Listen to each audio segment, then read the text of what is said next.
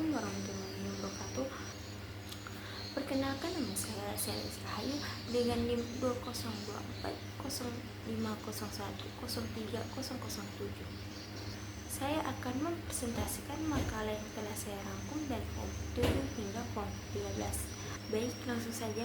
Penerapan pengendalian internal dan pengelolaan kas dalam perusahaan.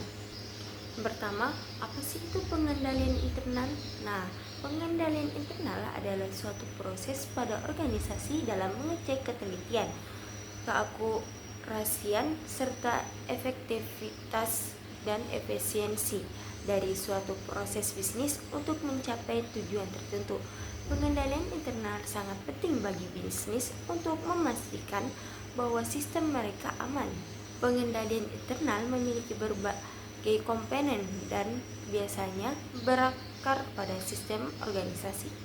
Baik, kita lanjut ke poin yang kedua, pengendalian kas atas penerimaan dan pengeluaran. Pengendalian kas adalah proses pengelolaan uang tunai perusahaan agar selalu tersedia dan memadai, serta untuk mencegah penyalahgunaan kas. Pengendalian kas juga meliputi kebijakan terkait kas dan pengendalian internal atas kas. Terlanjut ke poin selanjutnya, yaitu ada rekening bank. Rekening bank merupakan nomor yang digunakan untuk beragam transaksi di bank, mulai dari menabung, transfer, menarik dana tunai, hingga pemeriksaan saldo yang dilakukan secara langsung maupun internet. Baik, kita lanjut ke makalah kelompok 8.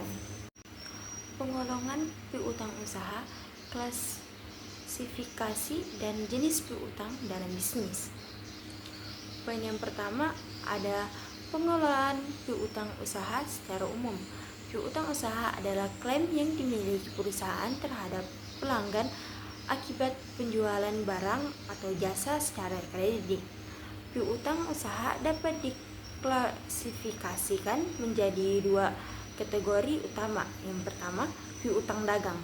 Piutang yang timbul dari penjualan barang atau jasa kepada pelanggan secara kredit, umumnya jangka waktu pelunasan berkisar antara 30 hingga 90 hari.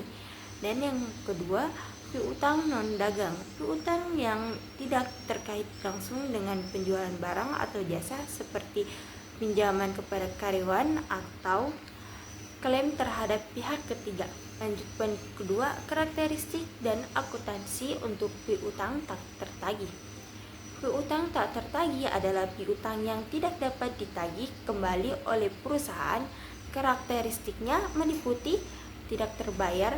Piutang ini biasanya tidak terbayar setelah melewati tanggal jatuh tempo. Kedua, diperlukan penyesuaian. Perusahaan perlu melakukan penyesuaian dalam laporan keuangan untuk mencerminkan nilai realisasi bersih dan piutang tersebut. Dalam akuntansi, piutang tak tertagih dicatat sebagai kerugian pada lapor laba rugi dan mengurangi total piutang yang dilaporkan dalam neraca. Yang terakhir, metode akuntansi penghapusan langsung. Metode penghapusan langsung adalah pendekatan di mana perusahaan menghapus piutang yang dianggap tidak tertagih secara langsung pada saat keputusan diambil. Proses ini melibatkan mengidentifikasi piutang yang tidak dapat ditagih. Kedua, menghapuskan jumlah tersebut dari buku besar dengan mencatat kerugian pada laporan laba rugi.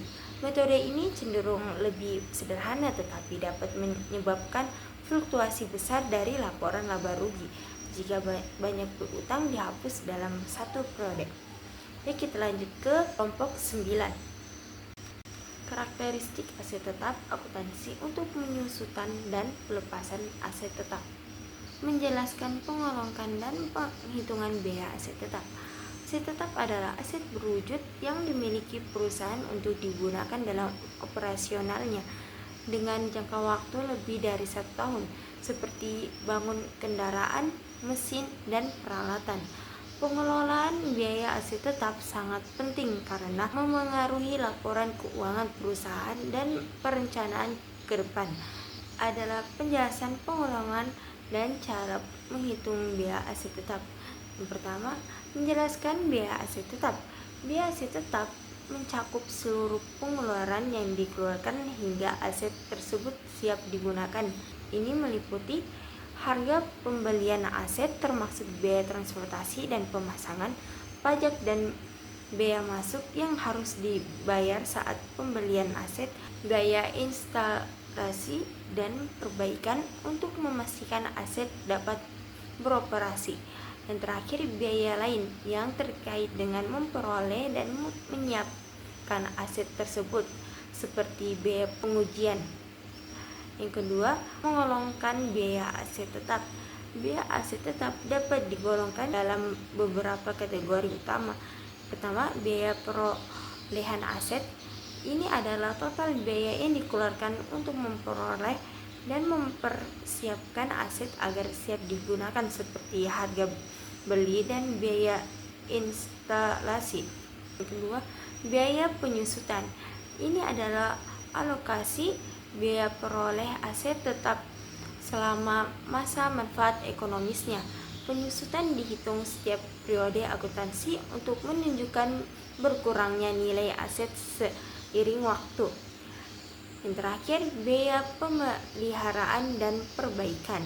Ini adalah biaya yang diperoleh untuk menjaga agar aset tetap berfungsi selama masa manfaatnya. Biaya ini tidak menambah nilai aset tetapi diperlukan untuk menjaga fungsionalitasnya. Yang ketiga, menghitung biaya aset tetap.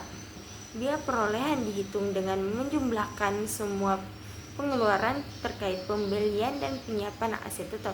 Formula dasarnya adalah biaya perolehan sama dengan harga pembelian ditambah biaya pengiriman ditambah biaya pemasangan ditambah biaya pengujian.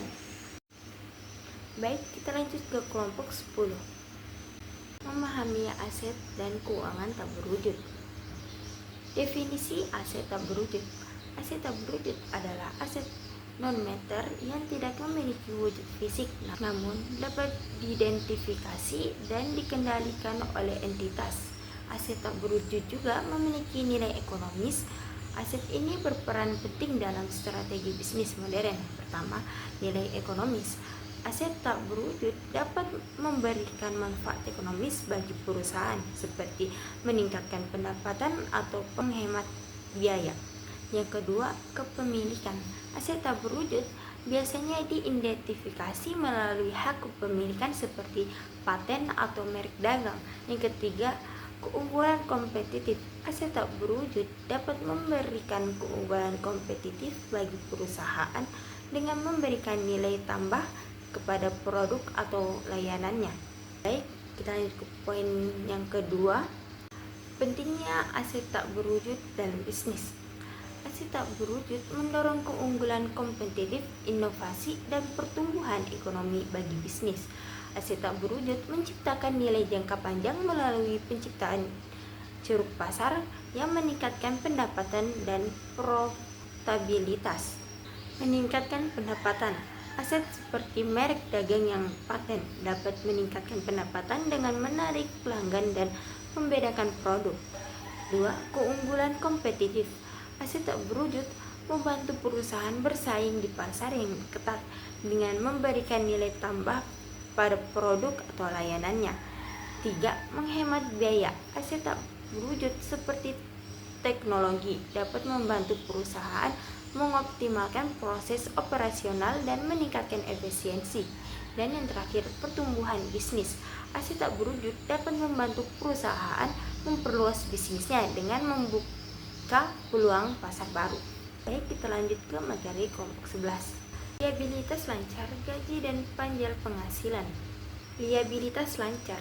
Liabilitas lancar adalah kewajiban yang harus dibayar dalam jangka waktu 1 tahun atau siklus operasi perusahaan mana yang lebih besar. Contoh liabilitas lancar yang terkait dengan utang usaha, bagian utang jangka panjang yang jatuh tempo dalam jangka pendek dan hasil bayar.